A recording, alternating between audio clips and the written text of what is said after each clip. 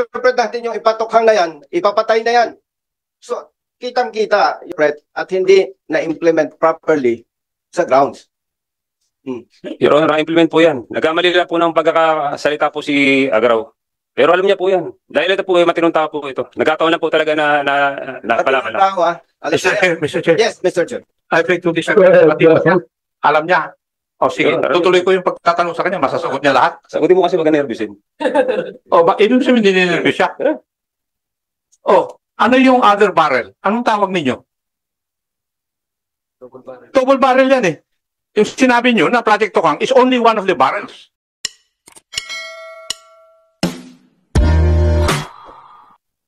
Major Garcia, Apo, Your Honor. could you please give me your 3 previous assignments before dito sa insidente? Sir, nung batch 2000 po ako, Your Honor eh. 2002, sir, pag-graduate ko po ng PSPRC. 2002 hanggang 2009 sa SWAT po, sir, ako ng sa Bigutan. Salary po, sir. 2009, sir, nag-ano po ako, nag-schooling po ako ng CREDEC. Kaya na po ako na-detail po, sir, ako sa IAS NCR. Panahon po ni Gerald Iper Magbanwa. Tapos po, na-reassign naman po ako ng 2011 or 12 po yata nung sa Station 6, kung saan po doon po ako nakapag-lateral entry. Tapos pagka-graduate ko po, nakabalik din po ako ng batasan. Ayun po, hanggang sa 2017, yung na-issuean po, na-relieve po kami dahil sa reklamo po kay Murillo. Yun, natapon po ako ng Marikina po, Your Honor, hanggang sa Pasig po. Pero hindi ikaw ang head ng batasan. Ano po, ako lang po yung PCP commander po that time. Sino ang boss niyo? Si Sir Pate po, sir, nung sa incident po nato. Okay, thank you. Anong rank mo iyo? Staff Sergeant, sir. Staff Sergeant. Yes, sir. Anong apelyido? Agaraw.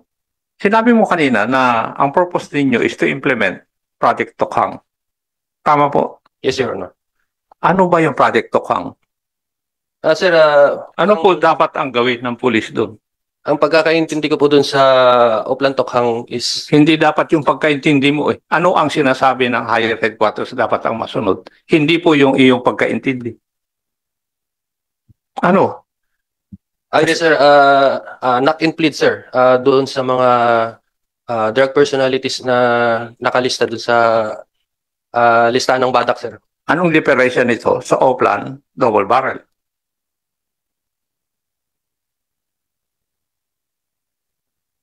Kasi ang pagkaalam ko yung Project Tokhang is the lower barrel. Yun ang tawag nyo ng mga pulis doon eh. Kaya may diferensya yun. Pero kung nag-implement kayo na isang bagay na hindi nyo alam, ay magkakalintik-lintik na tayo. Diba? Hindi mo alam kung anong diferensya nun eh. Matanong nga kita. Ano po ba ang protocol na gagawin sa Oplan or Project Tokhang, which is differentiated from Oplan double barrel? Kasi yung Tokhang is the lower barrel. Kumbaga yung shotgun, dalawa eh. Lower upper o hindi magkatabi. Di po ba? Oh, Mr. Chairman, if you are implementing something that you do not know, talaga nga magkakaproblema. Marami pong salamat, Mr. Chair. Hindi mo kaya sagutin yun. Meron po kasing memorandum circular doon, sir, eh. Hindi po ako aware doon sa How would you implement something that you're even aware of? Sir, nung time po kasi na yun is sumusunod lang kami sa mga utos ng mga nakakataas, sir. Sumusunod ka lang sa mga nakakataas na hindi mo alam kung bakit. Mr. Chair, in relation to that, alam nyo po na yung gagawin nyo under the Oplan double barrel, alam nyo mo peligro, no? Yes, Your Honor. Alam nyo po yung pupuntahan yung lugar, baka magkaroon ng resistance at magkaroon ng arm encounter, hindi ho ba? At that time, sir, hindi ko po naiisip yung mga ganong bagay, sir, kasi anong maganda po yung purpose nung pagpunta. Yes, I know. Pero ang tinatanong ko lang po is, kasi yung follow-up ko lang po dun sa tanong ni Congressman Acop, kailan po ba ito nangyari? Itong insidente kay Murillo? August 21, 2016, Your Honor. 21, 2016. Okay. Ito po ba yung ano to, tokhang pa ito o double barrel? Yung tokhang po, yung unang-una. Double barrel. Double barrel na. Ano, sir? Pero may mga insidente na po na mga nagkakaroon ng encounter before na nangyari itong Murillo, no? Aware na po kayo? Hindi po ako aware, sir. Okay. So, pero alam nyo na yung gagawin nyo is mapipiligro kayo. Alam nyo po ba yun? Aware na po kayo doon? Yes, sir. Yes, sir. Oo. Aware na kayo doon. Mr. Chair, I find it very, I find it, yung tanong kasi ni General Acop, I know that you're following orders from your superior, but at the very least, since you are putting yourself at risk by doing your job, you would at least know how you would be able to execute those orders, no? So I find it rather unusual na hindi nila ma-differentiate and they cannot give us at least how they would understand, how would they would understand these orders and how would they act according to the protocols, inclusive or part of the orders given to them by their superior. That's all, Mr. Chair. Kasi at stake ang buhay mo, of course, you would naturally you would ask for something. Major, anong palagay mo sa sagot ni PO1 Agaraw? Your Honor, ang kulang lang po sa konting paliwanag po yun na ang ano po talaga double reloaded po ay double barrel. Ang ano lang po ron, katok at pakiusap. Ngayon po yung kung nai-distinct Katok at pakiusap, patay. Nakapatay kayo. Your Honor, unfortunate lang po kasi yun. Nagkataon lang po na mayroong imminent danger. Kaya po dumating sa punto na kailangan na pangtanggol yung sarili nila, yung mga napalaban. Yun naman po sirang nangyayari. Your Honor, yun po nangyayari dun eh. Meron po may imminent danger. Kaya that's the time po para pagtanggol nila yung sarili nila. Sir Chair. Go ahead, Congressman Busita. Thank you, Mr. Chair. Major Garcia, anong unit assignment ninyo dito sa issue na to? Ano po sir? PCP-4 Commander po sir. Sa Bagong Silangan. PCP-4. Commander. Okay. Opo, Your Honor. Nung bang na-assign ka sa PCP-4, sinong nauna sa assignment nyo sa PCP-4? Ikaw or si Sergeant Agaraw? Sir, nung ma-assign po sir kami dyan, bali lipat bahay po sir. Kasama ko po ito sa Payatas eh. Prior po sir dyan, PCP Commander 1 ng Payatas. Tapos po sir, lumalipat sir ako ng Bagong Silangan. Lipat bahay po, lahat po ng pulis na tao kasama ko lumipat ng PCP-4 sa Bagong Silangan po sir. Your Honor. Galing ah. Hindi ko pa tinatanong yung iba, sinagot mo na. So yung mga personnel mo sa PCP-4, dala mo lahat yan? Yes, Your Honor. Okay. Makikita naman yan sa record eh. Gusto ko lang, sagutin mo ng diretso. Yes, Your Honor. During your assignment sa PCP-4, nag-a-average ng ilan ang accomplishment ninyo sa anti-illegal drug operations weekly? Ulitin ko, makikita naman sa record yan eh. Ang gusto ko lang kapatid, sasagot ka ng totoo. Yes, Your Honor. On the average, ilan weekly ang accomplishment ninyo?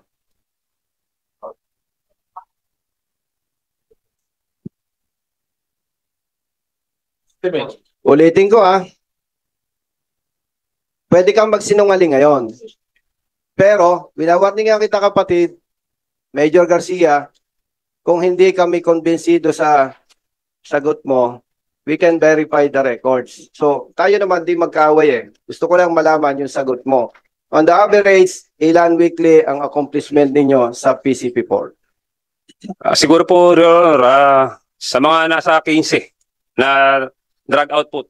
Pero po yung pinapagawa po sa Tokhang na 50 household na daily po na pinapa-comply sa amin. So, average 15 weekly. Yes, Your Honor. Ibig sabihin, at least 2 accomplishments per day. Tama? Yes, Your Honor. Doon sa 15 accomplishment ninyo, average weekly, ilan yung, sabihin na natin may armed encounter, more or less ilan? Sir, first time po yung armed encounter na yan na nangyayari sa amin sa Bagong Silangan po. Yung po nangyayari kay Murillo. First time po yan, Your Honor. Okay.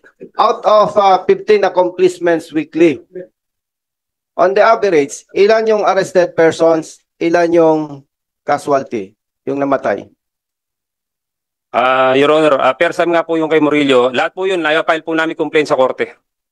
Hindi. Okay, baguhin natin ang tanong. Ilang months or year ka na-assign sa PCP4? 7 buwan po yata, Your Honor. 7 buwan. Okay. 7 months times, let's say, 4 weeks. 28 weeks. Okay. Sinasabi po niya, Mr. Chair, meron silang average accomplishment weekly na 15. Yes, Your Honor. So, meaning, ang target ninyo monthly is 60. Tama? Your Honor, bali po kasi nung ako po ang PCP Commander, kung ano po yung reklamo ng kapitan at ng EXO po, Hindi, yun po ang okay. tinatrabaho po namin. Kaya kung ano po yung output, yun lang po. Excuse me. Sinagot mo na nga 15 weekly. Your Honor, yun po ang estimate ko. Pero hindi naman po permis kasi hindi naman po Sinagot sustain mo yun. na nga Makikita naman sa record Yes, yan. yes, Your Honor. Makakita ko naman po So, pinakamaraming output na dyan, bakit- PCP Commander. Bakit meron kayong more or less 15 accomplishments weekly? Your Is it- Honor, yun po kasi ang mga tinuturo po ng barangay captain at ang EXO. Hindi, ang tanong ko nga sa iyo, Mr. Chair, bakit kailangan may target tayo na at least 15?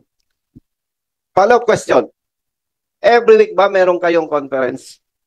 Weekly po, meron kaming crime trend, Your Honor. Saan nyo ginaganap ang Diyan po, sir. conference? Diyan po, Your Honor, sa Station 60. Diyan po sa harap ng Congress. Dito. Okay. So, during the conference, iniisa-isa kayo na PCP commanders ina-account ilan yung accomplishment mo for the previous week. Tama? Opo, Your Honor. Pare-pareho kayo, di ba? Hindi naman po pare-pareho. Depende nga po sa sipag po ng PCP Commander, Your Honor. So, ilang kayong PCP commanders sa station ninyo? 5, sir.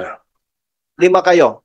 Kung titingnan mo, tayo naman, kung magkakasama sa assignment, kaya mo sabihin kung mas magaling ka sa akin o hindi. Tama ba? Opo, Your Honor. Okay. So, kung 5 kayo, iraranking mo yung sarili mo out of 5. Sa tingin mo, number ano ka dyan? Is it number 1 or ikaw yung pinakamahina? Honest to goodness po, sir. Ako pinakamatigas, sir, na Commander dito, sir. Sa Ikaw ang batasan ng panahon ko, sir. pinakamatigas. Yes, sir. Yes, Your Honor. Tama. Makikita natin, ikaw nga ang matikas. Oh. Hindi ba responsibility ng commander turuan mo yung subordinates mo? Opo, Your Honor. Araw-araw po yan, Your Honor. Sa Canadipar po, pinapaliwanagan ko po yan ng do's and don'ts. So, Yung mga- excuse me. Hindi ako maniniwala sa iyo kasi simpleng tokhang hindi alam ni Sergeant Agaraw. Okay. Tokhang. Katukin, kausapin yung suspected drug user or puser na kumbinsihin na tumigil na o mag-surrender sa inyo. Kasi may magandang programa ang PNP, tama ba? Opo, Your Honor. Okay. For 7 months period assignment mo sa PCP4, hindi ka naman napakagaling para masagot mo na eksakto. For 7 months period, ilan yung na-imagine mo na napasurrender ninyo peacefully para mag-undergo ng program ng PNP? Palagay mo lang, bilang PCP commander. Your Honor, hindi ko po masagot pero marami pong surrender dahil kinakatok nga po, pinapakausapan. O more or less? Kayo ano ba? Ilan ba? More or less? Pinagsusulong ba sa dun sa... Kaya ilan? Hindi ko... Your Honor, pasensya na po, hindi ko po talaga O wala. sige, dahil hindi mo masagot, can you submit to us yung... Siyempre, pag may pinasurrender ka, hindi naman kwentuhan barbero yan eh. May record dapat, di ba? Operation po, Your Honor, ang nag- Excuse me. Di ba tokhang? Opo, Your Honor. Pag kinatok kita, kasi drug suspect ka eh, user or user. Sabi ko, Mr. Garcia, may information kami, ikaw ay gumagamit ng illegal na droga. Pwede kang mag-surrender sa amin, may programa kami, or kung hindi naman, itigil mo na. So, in compliance with this program ni former Chief PNP, General De La Rosa, Tokhang, maganda ito eh. Ang tanong ko sa iyo, on the records, ilan yung naiisip mo na na-comply ninyo dito sa Tokhang? Your Honor, Your Honor, hindi ko po Your Honor, Sabi niya, alam wala po this po kayong- talaga, hindi ko po alam yung figure. Pero marami po napasurrender dahil lahat po yan ng mga Sige, for that matter, kasi matagal na yan. Kaya mong mag-submit ng record kung ilan yung natokhang ninyo? Kasi, you know, Mr. Chair, napakaganda ng programa eh, tokhang. The problem is, pagdating sa implementation, na iba na eh. That's why, madidinig natin sa publiko. Ipatokhang na yan. So, pag interpret natin yung ipatokhang na yan, ipapatay na yan. So, kitang-kita. Sabi nga ni Honorable Chairman Akop, may problema. Simpleng tokhang, hindi alam ng tao mo. Oh. So, talagang, very clear, Mr. Chair, yung magandang programang tokhang, hindi na-interpret at hindi na-implement properly sa grounds. Your Honor, implement po yan. Nagkamali lang po ng pagkakasalita po si Agaraw. Pero alam niya po yan. Dahil ito po, matinong tao po ito. Nagkataon lang po talaga na nakapalaban lang. Mr. Chair. Yes, Mr. Chair. I beg to disagree. Alam niya. O sige, tutuloy ko yung pagtatanong sa kanya, masasagot niya lahat. Sagutin mo kasi wag ka nervyusin. O, ibig sabihin hindi ninervous siya. O, ano yung other barrel? Anong tawag ninyo? Double barrel yan eh. Yung sinabi nyo na Project Tokhang is only one of the barrels. What is the other barrel? Eh, doon pa lang, hindi na nga kayo magkasundo eh. Tapos sasabihin mo, marunong? Come on. Mas matagal ako sa police kasi sa'yo. Kaya wag mo akong turuan doon. Oh, alam mo ba yung other barrel, anong pangalan? Sasabihin ko sa iyo, Project HVT as differentiated from Project Tokhang. Yung Tokhang galing sa salitang tuktok at hangyo. Hindi ko alam kung anong dialect yun. Saya. Oo. Yung HVT, yung high value targets ang target. Ito yung community-based na drug pushers at drug users. Ngayon, sasabihin mo sa aking harapan na marunong yung bata mo? Come on.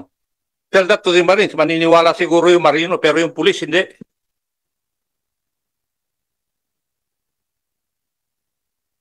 Mr. Chair. Mr. Chair, Yes, Congresswoman Boson. we be appraised of the cases nitong sinasabi nila? Kasi I believe ang CHR ay meron ditong ano ba yung mga kaso na ito, Mr. Chair? Kasi dinulog din to sa CHR, ano? Yes, Your Honor. We confirm that the CHR conducted an investigation on the Morillo case. Mr. Chair, pwede po bang ikwento sa atin ni Attorney Jacqueline ang circumstansya nung mga investigation, yung investigation particular na ginawa nila sa CHR? We conducted an investigation back then in 2016 and we issued a resolution in 2018.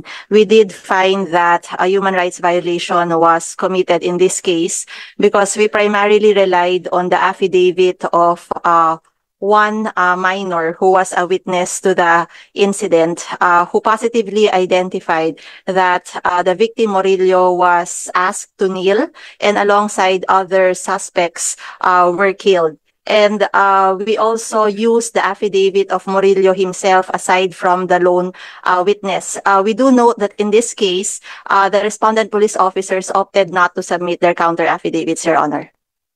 Okay, Major Garcia, ito yung findings ng CHR tungkol dito. Wala po kasi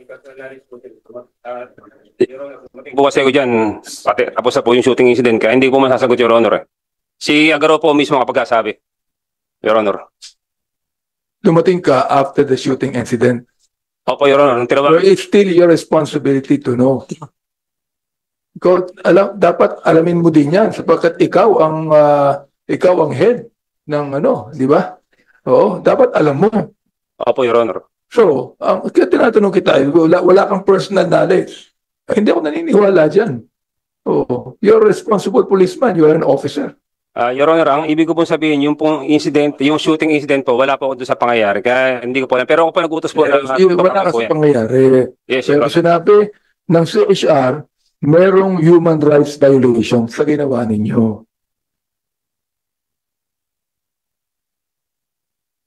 Again, Mr. Chair. Yes, Congressman ako. I beg to disagree with his statement. Ang nakakaalam ay yung si Sergeant Agaraw. At the opening statement of Mr. Agaraw, or Sergeant Agaraw, to the questions a while ago, sinabi niya na wala siya sa lugar. May dingding, nasa side daw ang pangyayari.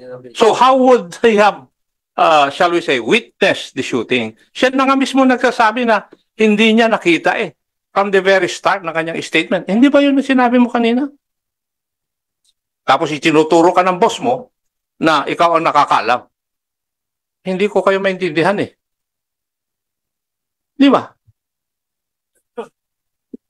Na-memorya ko po yung kasagutan nyo sa mga katanungan Kaya, mali na naman yung statement mo, Major. Kung mong ituro si Agaraw, siguro mas may mga tao dyan na nakakaalam kung ano talaga ang tunay na pangyayari. Marami pong salamat, Honorable Busita.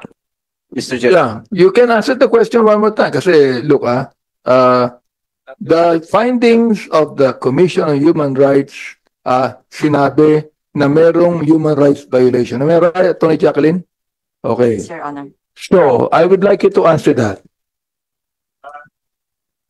Your Honor, hindi ko po kasi masagot dahil dumating po sir ako tapos na po yung shooting incident. Kaya wala po ang personal knowledge, Your Honor. I'm not convinced with your answer. Anyway, Yes. hindi Yes, ka Your Honor. hindi ka Dumating eyewitness. po ako ron, Your Honor, tapos na po yun. Sapagkat ikaw ang head. Yes, Your Honor, dahil po sa iba't ibang reklamo, sa mga impormasyon po na binibigay ng barangay captain, na yung mga tao na involved sa robbery hold up at droga, kaya pinagplanuhan ko po talaga para mahuli po yung grupo na yan. Kasi nung pong kumandat pa po, sir, ako, Your Honor, payatas, sinusumbong na rin po sa akin yan. Nagkataon lang po talaga na yung lugar kasi untouchable yan Your Honor, alam po ng lahat yan. Alam po ng lahat yan. Kung na-video lang po yung pangyayari, yung pag-akit po namin dyan, palakpakan po lahat dyan, dahil tuwan-tuwa, dahil masalot po yan.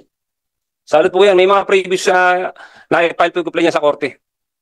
At hindi lang po gagawa ng kwento ng mga barangay captain po yan, ng Commonwealth, Balara, payatas yung executive human right po officer doon, saka yung bagong sila, kung malitinong tao po yan. Nagkataon lang po talaga nagkaroon po, Your Honor, ng unfortunate na shooting Ang incident. pinag-uusapan natin ito lamang si Efren Murillo, no? Yes, Your Honor. Na nabuhay, na acquitted ng korte. Yes, Your Honor. Oo. Na nga sabi, merong human rights violation na ginawa laban kay Efren Murillo. Hindi ko natin pinag-uusapan dito yung iba. Oo. Ako, naniniwala ako sa drug honor. Ito yun. Naniniwala ako dyan. Believe ako dyan. Pero hindi ako naniniwala na dapat mayroong namamatay na marami. Tama ba ako? Mali. Opo, opo. Ako naman po, Your Honor. Naniniwala ka rin na hindi dapat pumatay ang marami. Correct. Opo, Your Honor. Yun ang sinasabi ko. Kaya mayroong human rights violation na sinasabi. We're only referring to one person, Efren Murillo lang, ang i-refer natin dito. Ang ginagawa mo, ganito. Ginagawa mong bobo ang judge. Inakwit siya sa kaso eh. E di walang alam yung judge, kayo merong alam. Hindi nakinig sa inyo. Oh, pero palang judge na bobo, Director Santiago, naging judge ka. Yan ang kapulisan natin. Sinasabi na hindi totoo yung talagang walang kinalaman itong si Efren Murillo. Kaya hindi dapat na i-acquit ng hukuman ang kaso. Kaya nung nag-file ng counter charges, dinismiss ng ombudsman yung kaso. That's what I'm referring to. Ang pinag-uusapan natin dito, merong human rights violation. Yan ang findings ng CHR. Opo, Your Honor. Kaya tinatanong kita, naniniwala ka ba na merong human rights violation? Under oath ka, naniniwala ka ba na merong human rights violation kay Efren Murillo? Hindi ko pinag-uusapan yung ibang napatay. Yes or no? No, sir. No, Your Honor. Papanindigan mo yung no. Opo, Your Honor. Okay. Hindi ko alam kung bakit you can take an oath and you can lie.